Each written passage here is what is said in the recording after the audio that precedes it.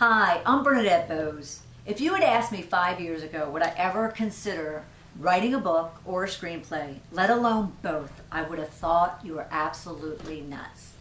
Back in 2009, sitting at a lunch in Vegas, I was talking with a lovely young lady, Cassie Parks. She looked over, noticed that I had tears in my eyes, and said, Bernadette, what are you getting so emotional about? I literally grabbed my chest and basically said, Cassie, there's something I need to say, and I just don't know what it is or how I'm supposed to say it.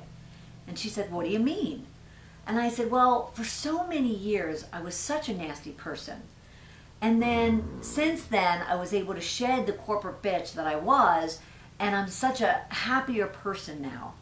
And I need to apologize for that. I need to explain myself for being that person.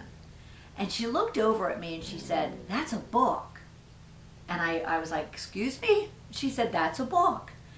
And so, flash forward, and all of a sudden I'm writing this book about my family, my life, my transformation from this family of 14, daughter of a great man and a woman who had been married for 50 plus years, beautiful family, 6 brothers, 5 sisters, had the most non-dysfunctional, as I call it, upbringing.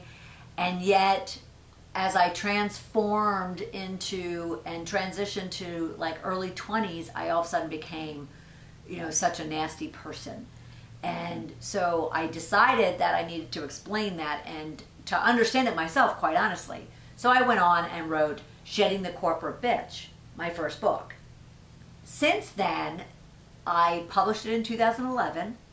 And then as it was getting out and it was messaging and I was public speaking and doing radio shows and media gigs, people started really resonating to the story, resonating to the fact that we all have junk that we have to deal with, inner junk, things that really cause us to lash out on other people.